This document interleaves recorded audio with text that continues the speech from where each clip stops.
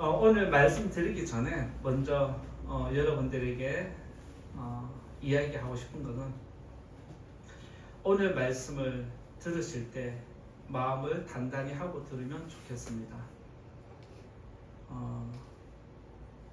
말씀을 은혜로 받으면 나에게 도전이 되고 찔림이 되는데 말씀을 잘못 받으면 시험 들 수 있습니다. 늘 저는 이 자리에 설 때마다 말씀 준비하면서 누구를 겨냥해서 말씀 준비한 적이 없습니다. 오늘도 마찬가지입니다. 그러니까 오늘 이 말씀을 듣는 성도님들은 나를 겨냥했다 생각하지 마시고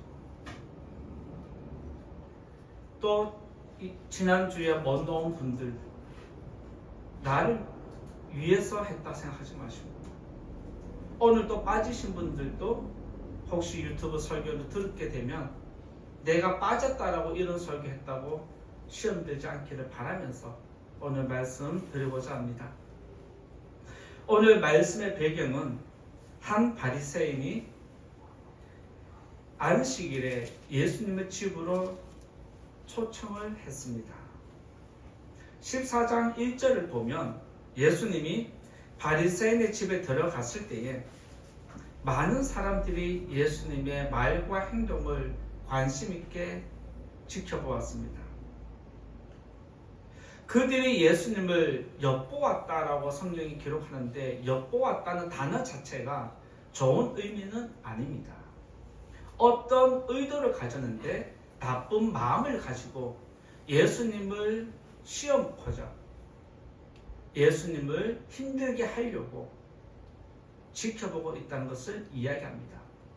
예수님이 율법을 어기는지 어기지 않는지 예수님의 말과 행동이 율법에 어긋나는지를 지금 매의 눈으로 악을 품고 지켜보는 사람들이 많이 있었습니다. 그런데 예수님은 그들의 마음을 다 아시면서도 그들 앞에서 보란 듯이 수종병 걸린 사람을 고쳐주십니다. 당시 율법에 의하면 안식일에는 병을 고치면 안 된다는 것이 그들에게 규례였습니다. 그런데 그 자리에 있었던 율법사와 바리새인은 수종병자를 고치고 예수님이 이런 말씀해 주셨을 때 어떤 누구도 반박하지 못했다라고 14장 앞부분에 기록해 놓았습니다. 바리새인은 식사 자리에 예수님만 초대한 것이 아닙니다. 다른 사람들도 함께 초대했는데 초대를 받은 사람들이 전부 다 유명한 사람들, 명예가 있는 분들, 학식이 있는 사람들, 바리새인의 레벨에 맞는 그런 사람들이 모였습니다.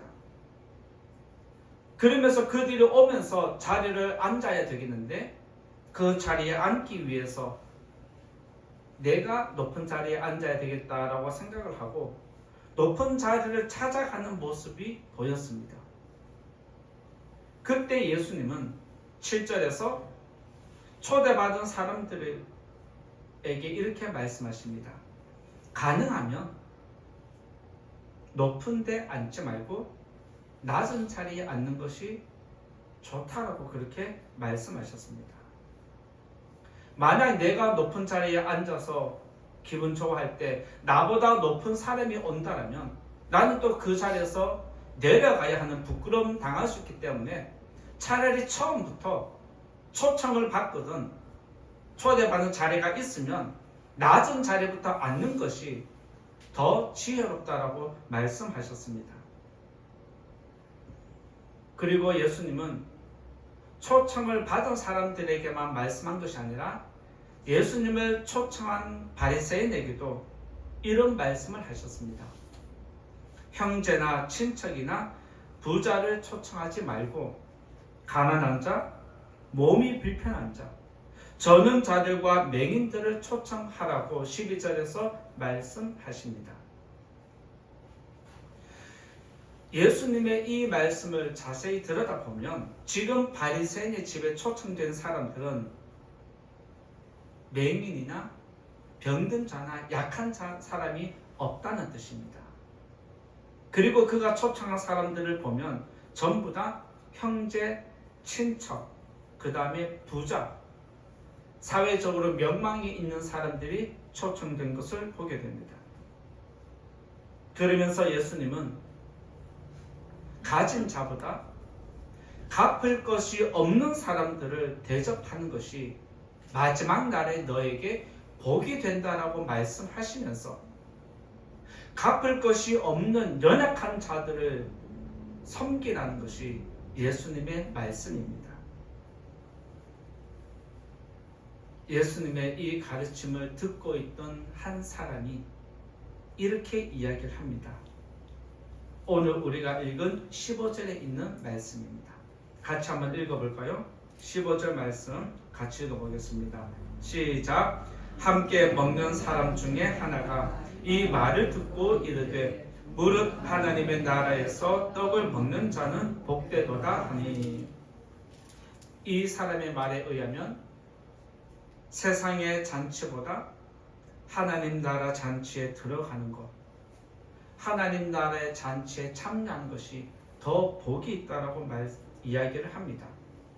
이 사람의 말을 듣자마자 예수님이 곧바로 천국 잔치를 비유로 오늘 또 말씀해 주셨습니다.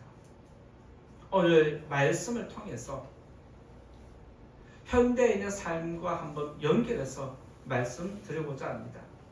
보통 이 말씀을 교회에서 목회자들이 전하게 되면 전도를 위한 전도에 초점을 맞춰서 이 말씀을 전하는데, 저는 여기서 현대를 살아가는 우리의 삶과 한번 연결하면서 여러분들의 삶을 돌아보고 여러분들의 믿음을 점검하기를 바라면서 이 말씀 나누고자 합니다.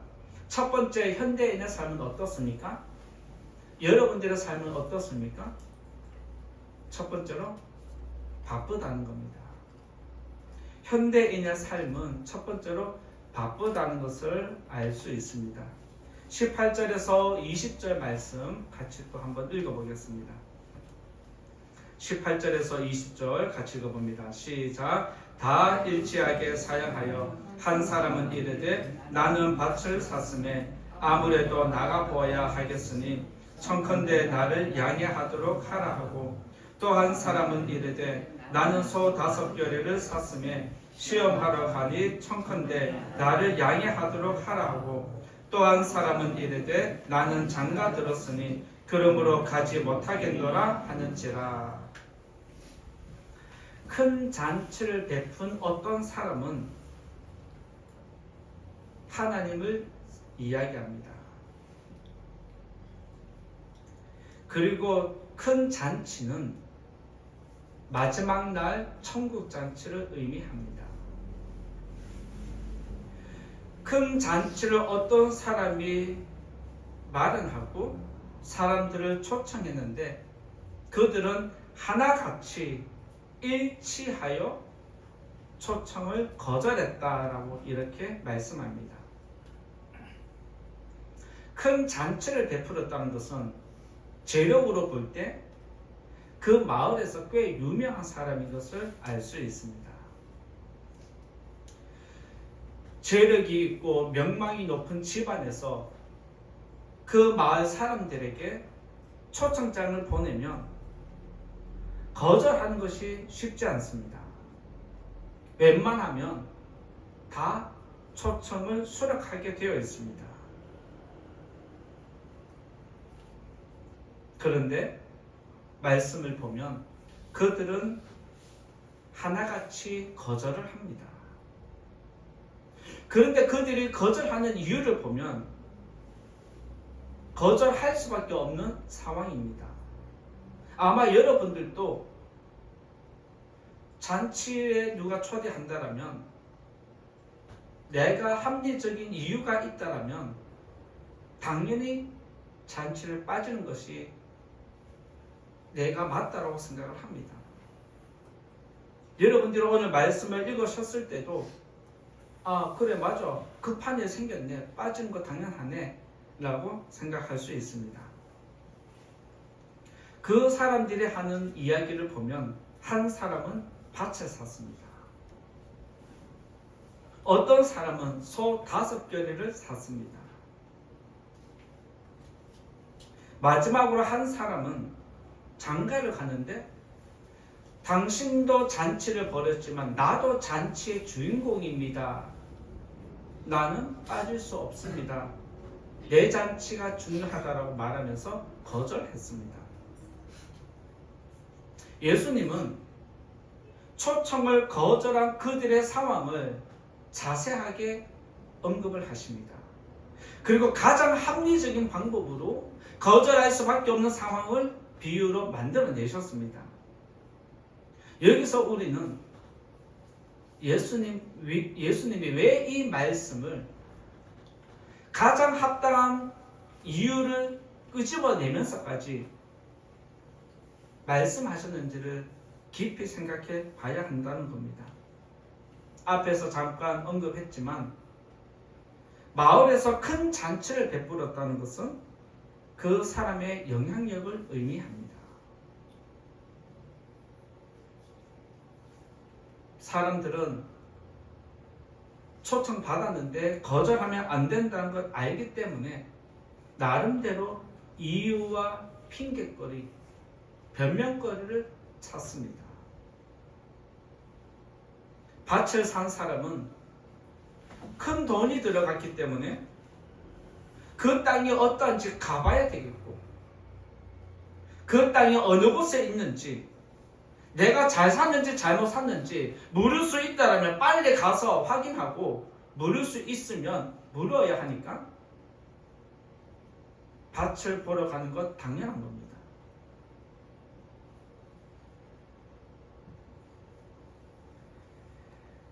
잔치도 중요하지만 큰 돈이 사라질 수 있기 때문에 거절할 수밖에 없다라고 말하면서 뭐라고 얘기하냐면 양해를 구하면 좋겠다 라고 종에게 부탁을 합니다. 내 상황이 이러니까 당신의 주인한테 좀 잘 전달해 줘라고 양해를 구하는 모습이 나타납니다. 그리고 소 5겨레를 샀다는 것은 소 10마리를 이야기합니다. 지금도 소값이 비싸면 500만원, 가격이 떨어지면 300만원대입니다. 지금도 소 10마리를 샀다라면 큰 돈입니다. 지금보다 더 소의 가치가 높았던 때가 그 당시인데, 만약 내가 소 10마리를 샀는데 잘못 샀다면, 전문가에게 보여줘서 문제가 있다라면 그 소값을 무르든지 값을 깎든지 다시 빨리 계약을 해야 되기 때문에 그 역시도 잔치에 가고 싶지만 어쩔 수 없이 빠질 수밖에 없다라고 이야기를 하면서 종에게 또 부탁합니다. 내가 지금 이런 급한 사정이 생겼어. 당신의 주인한테 이야기 좀 잘 해줘라고 하면서 말씀을 보면 양해해 달라고 이야기를 합니다.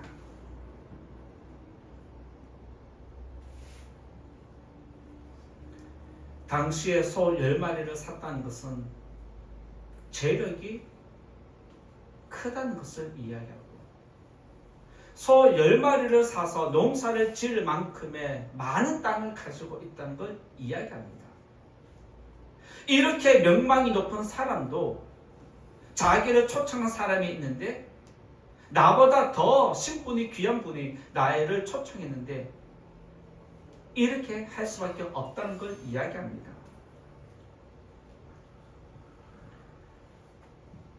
밭을 산 사람과 소를 산 사람은 잔치에 안 가고 싶은 게 아닙니다. 나에게 지금 주어진 상황이 이러하니까 가지 못하는 것 뿐이니까 주인이 조금만 더 좋은 마음으로 이해해 주면 좋겠다는 것이 그들의 마음이었습니다. 그리고 장가간 사람은 앞의 말씀과 좀 다릅니다. 두 사람은 내가 못 가는 이유를 설명하면서 양해를 구합니다. 그런데 장가를 간 사람은 여러분들이 짐작해서 알고 있듯이 결혼식의 주인공은 나입니다. 내가 빠지면 안 되는 자리입니다. 내가 빠지면 어떤 것도 이루어질 수 없다는 걸 지금 이야기합니다. 그래서 장가간 사람은 당신이 베푼 잔치도 잔치지만 내 잔치는 내가 주인공이기 때문에 빠지는 것은 당연하다라고 이야기를 합니다. 그러면서 자기를 찾아온 종에게 주인한테 양해를 구하는 말이 없습니다. 오히려 내 잔치에 내가 가는데 당연하게 이야기를 합니다. 이것은 당신 잔치에 내가 갈 마음이 없다는 걸 이야기하는 겁니다. 예수님은 이 세 사람의 비유를 들어서 우리들에게 말씀하지만 이들은 한결같이 잔치보다 급한 일이 있다라고 지금 이야기를 합니다. 이들처럼 현대인의 삶도 매우 바쁘게 삽니다. 성도님들 역시 하루하루를 바쁘게 살아갑니다. 여러분들이 바쁜 것뿐만 아니라 여러분 옆 사람도 주위에 있는 다른 사람들도 다 바쁘게 살아갑니다.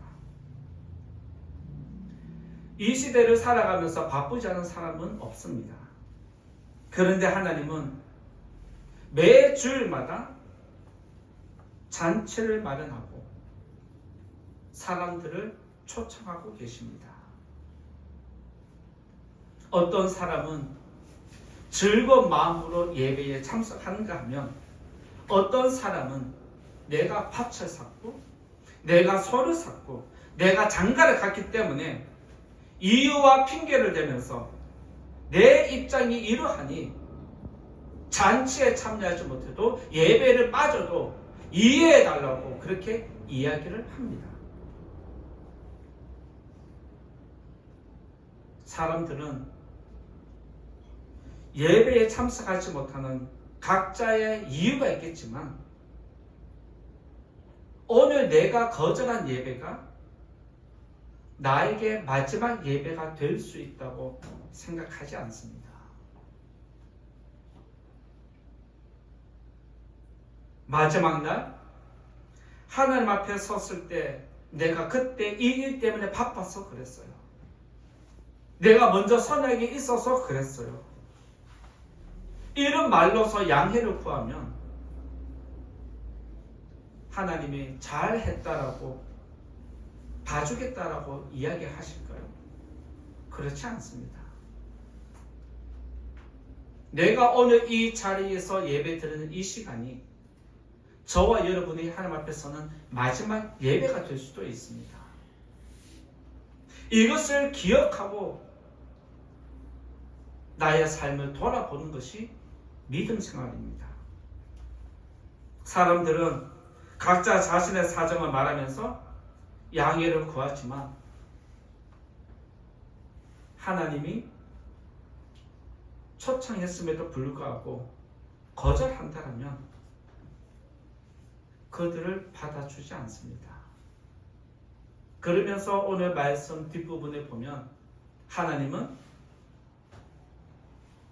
초청을 받은 너희들이 거절했으니 다른 사람들은 많이 있어. 그러면서 길가에 있는 사람들, 연약한 사람들 모두를 데리고 들어오라고 하나님이 말씀하십니다.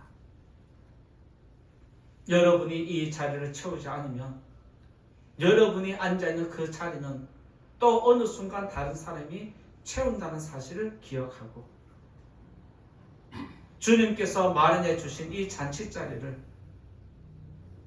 한 번 더 예배에 참석하려고 최선을 다하는 성도님 되시기 바라고 한 번 더 노력하는 성도들에게 하나님의 복이 함께 하시기를 예수님 이름으로 축원드립니다.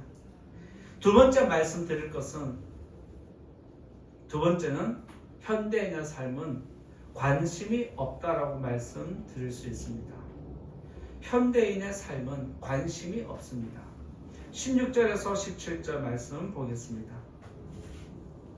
16절 17절 같이 읽어보겠습니다. 시작. 이르시되 어떤 사람이 큰 잔치를 베풀고 많은 사람을 청하였더니 잔치할 시각에 그 청하였던 자들에게 종을 보내어 이르되 오소서 모든 것이 준비되었나이다 하매. 큰 잔치를 베풀고 많은 사람을 청하였다는 것은 잔치를 준비하기 전에 미리 초청장을 보낸 사람들을 이야기합니다. 잔치를 준비하기 전에 초청할 사람들에게 초청장을 보내고 언제 어디서 몇 시에 할 것인지 날짜와 시간, 장소를 다 알려주었다는 말입니다. 그리고 준비가 다 끝났으니까 이제 오시면 됩니다 라고 하면서 다시 종을 그들에게 보냅니다. 여러분들이 귀한 자리에 초청을 받는다라면 일정을 체크하지 않겠습니까?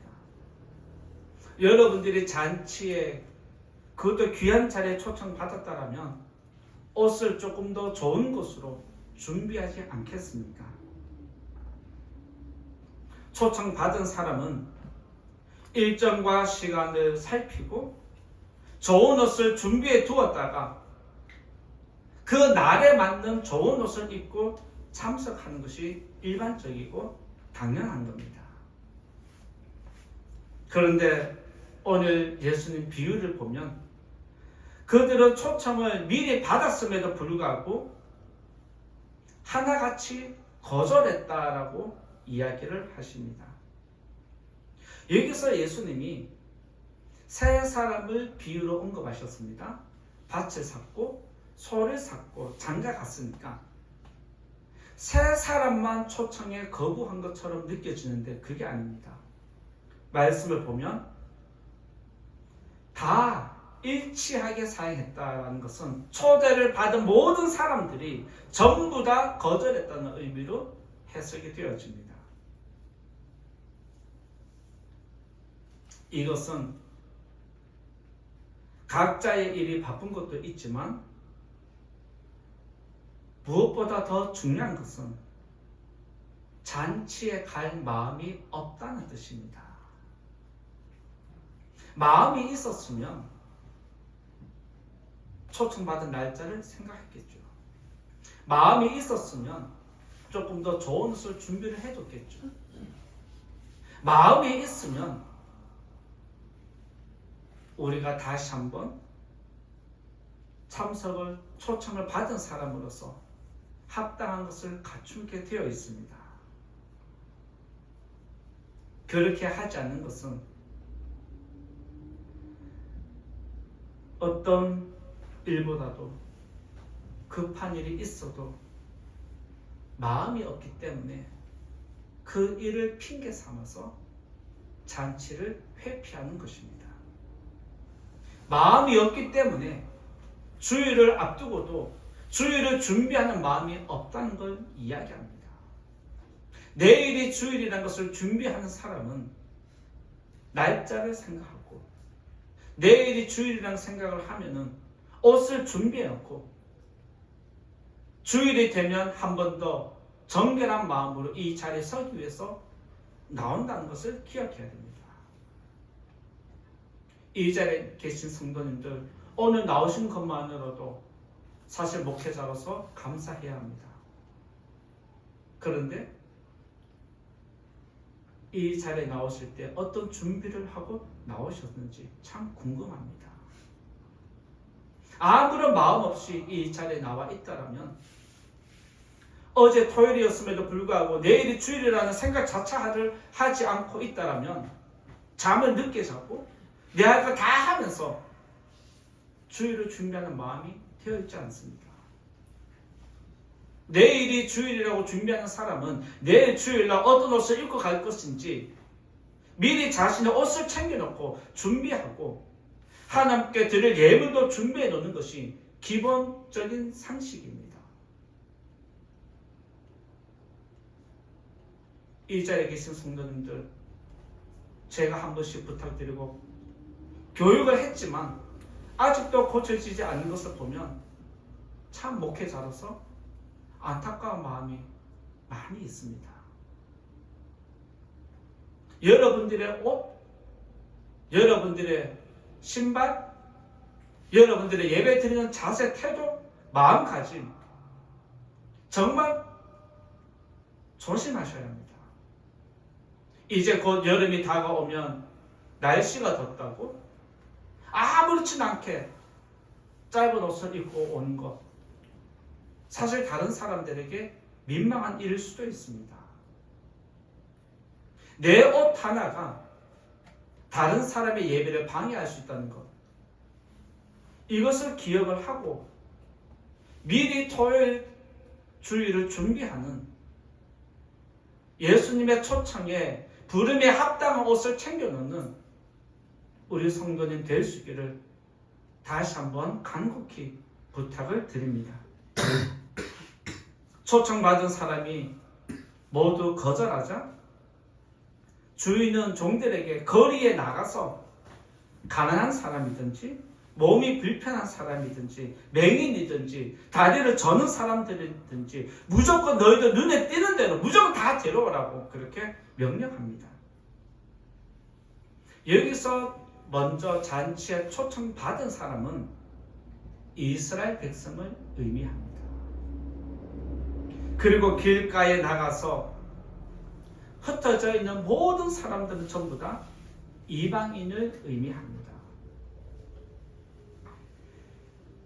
하나님은 자기 백성을 구원하기 위해서 예수님을 이스라엘 땅에 보내주셨지만 유대인들이 예수님을 거부하니까 하나님은 그 구원의 방향을 전 세계 이방인으로 확장시키셨습니다.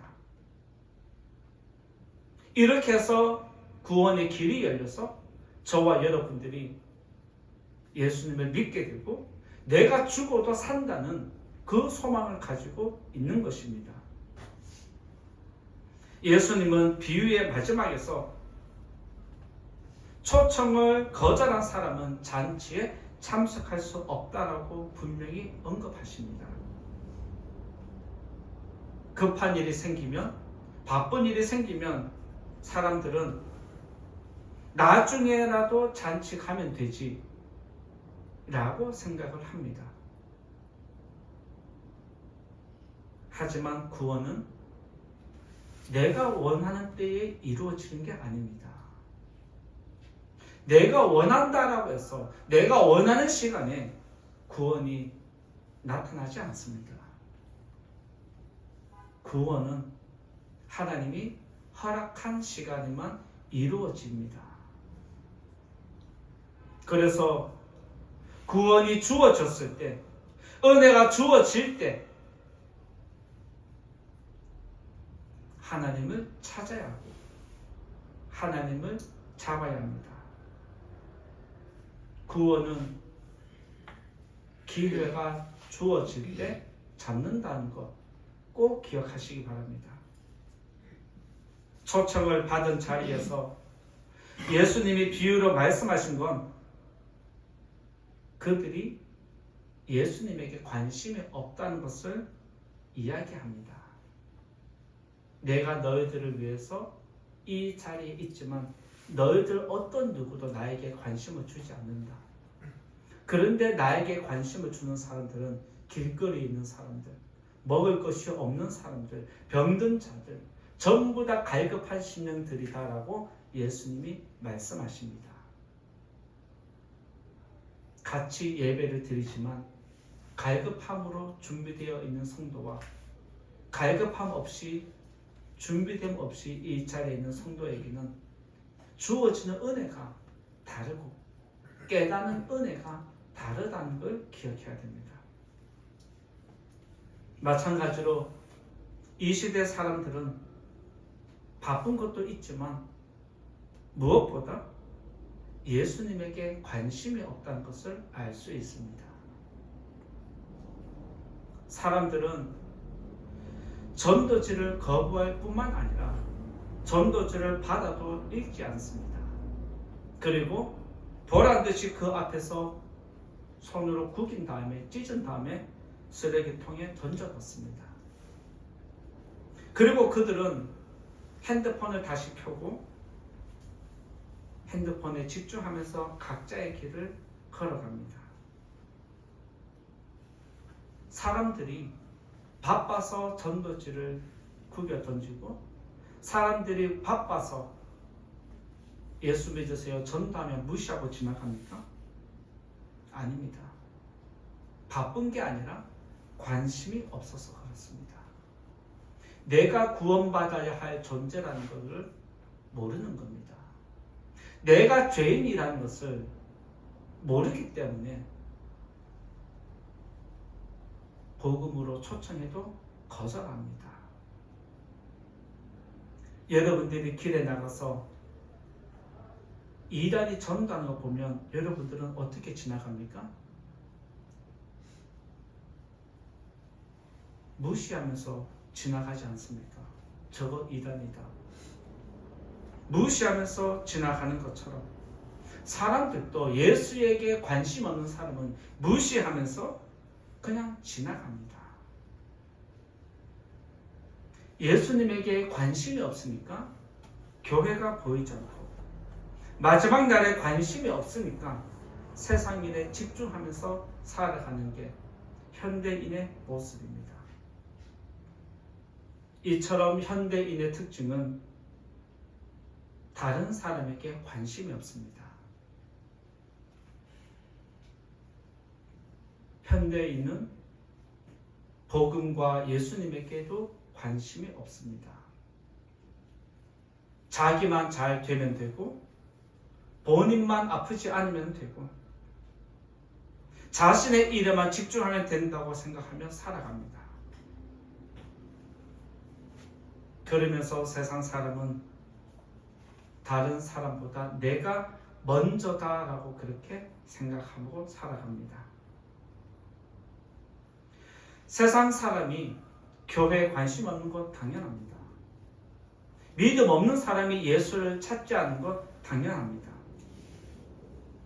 그들이 그렇게 거절하는 건 당연하지만 안타까운 것은 성도님들 가운데서도 교회에 대한 관심이 사라지고 종말에 대한 관심이 사라지고 있다는 사실입니다. 잔치에 참석하지 않은 세 사람처럼 마지막 날에 세상과 다른 사람을 핑계대는 것은 통하지 않습니다. 중요한 것은 종말을 준비하는 성도님들의 마음가짐입니다. 예배에 대한 마음가짐입니다. 오늘 이 예배 자리가 나를 초청하는 잔치 자리라고 믿는다라면 이 자리를 쉽게 생각하지 않습니다. 천국 잔치를 준비하는 성도님들에게 하나님의 복이 함께하기를 다시 한번 예수님 이름으로 축원드립니다. 이제 결론의 말씀 드리고자 합니다. 현대인의 삶을 간단히 정리하면 바쁘고 다른 것에 관심 없다는 겁니다. 내가 중요하다는 것을 이야기합니다.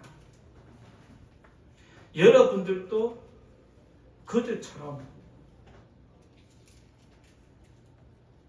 복음의 교회에 예수님에게 관심이 없다면 여러분들은 지금 영적으로 매우 힘든 상황입니다.